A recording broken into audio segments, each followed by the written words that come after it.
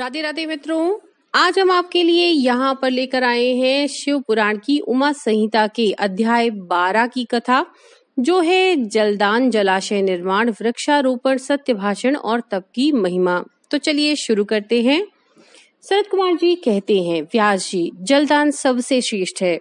वह सब दानों में सदा उत्तम है, क्योंकि जल सभी जीव समुदाय को तृप्त करने वाला जीवन कहा गया है। इसीलिए बड़े स्नेह के साथ अनिवार्य रूप से प्रपादान अर्थात पौंसला चलाकर दूसरों को पानी पिलाने का प्रबंध करना चाहिए। जलाशय का निर्माण इस लोक और परलोक में भी महान आनंद की प्राप्ति कराने वाला होता है। यह सत्य है, इसमें संशय नहीं है। इसलिए मनुष्य को चाहिए कि वह कुआं, बावड़ी और तालाब बनवाए। कुएं में जब पानी निकल आता है, तब वह पापी पुरुष के पाप कर्म का आधा भाग हर लेता है तथा सत्कर्म में लगे हुए मनुष्य के सदा समस्त पापों को हर लेता है। जिसके खुदवाए हुए जलाशय में गौ, ब्राह्मण तथा साधु पुरुष सदा पानी पीते हैं, वह अपने सारे वंश का उद्धार कर देता है।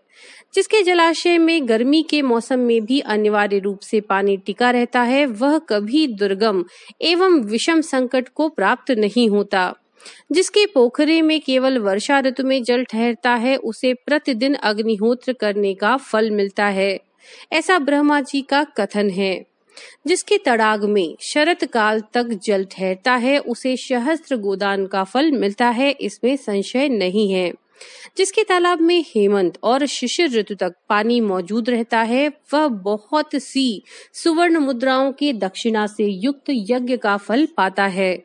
जिसके सरोवर में बसंत और ग्रीष्म काल तक पानी बना रहता है, उसे अतिरात्र और अश्वमेध यज्ञों का फल मिलता है, ऐसा मनीषी महात्माओं का कथन है। मुनिवर व्यास जीवों की तृप्ति प्रदान करने वाले जलाशय के उत्तम फल का वर्णन किया गया। अब वृक्ष लगाने में जो गुण है, उसका वर्णन सुनो।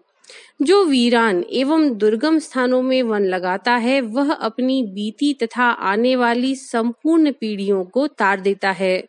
इसीलिए वृक्ष अवश्य लगाने चाहिए। ये वृक्ष लगाने वाले के पुत्र होते हैं, इसमें संशय नहीं है।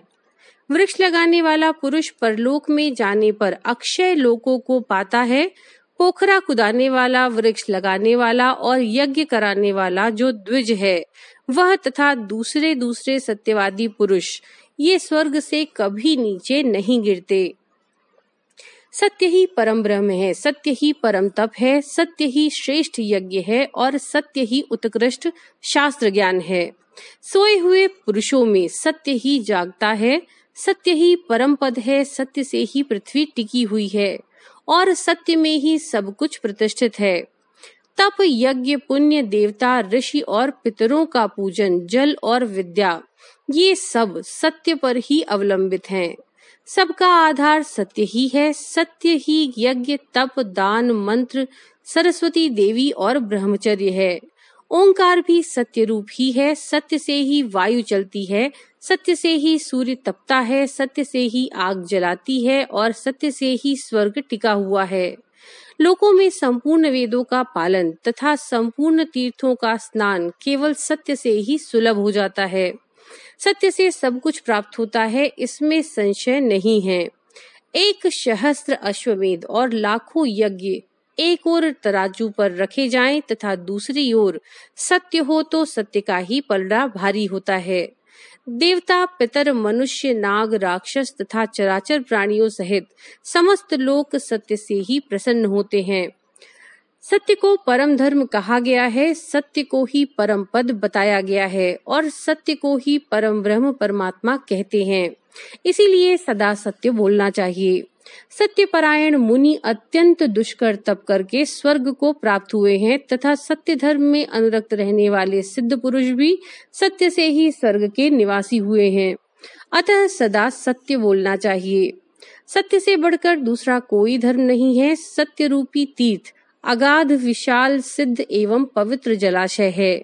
उसमें योग युक्त होकर मन के द्वारा स्नान करना चाहिए।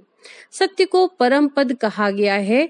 जो मनुष्य अपने लिए, दूसरे के लिए अथवा अपने बेटे के लिए भी झूठ नहीं बोलते, वे ही स्वर्गगामी होते हैं। वेद, यज्ञ तथा मंत्र ये ब्राह्मणों में सदा निवास करते हैं, परंतु असत्यवादी ब्राह्मणों में इनकी प्रतीति नहीं होती। अतः सदा सत्य बोलना चाहिए। तदनंतर तप की बड़ी भारी महिमा बताते हुए सनत कुमार जी ने कहा, मुने, संसार में ऐसा कोई सुख नहीं है जो तपस्या के बिना सुलभ हो। तप से ही सारा सुख मिलता है। इस बात को वेद वेत्ता पुरुष जानते हैं। ज्ञान, विज्ञान, आरोग्य, सुंदर रूप, सौभाग्य तथा शाश्वत सुख तप से ही प्राप्त होता है। तपस्या से ही ब्रह्मा बिना परिश्रम के ही संपूर्ण विश्व की सृष्टि करते हैं। तपस्या से ही विष्णु इसका पालन करते हैं। तपस्या के बल से ही रुद्रदेव संहार करते हैं तथा तप के प्रभाव से ही शेष अशेष भूमंडल को धारण करते हैं। तो मित्रों, ये थी अध्याय 12 की कथा उमा संहिता से, शिव पुराण से। नमो नारायण।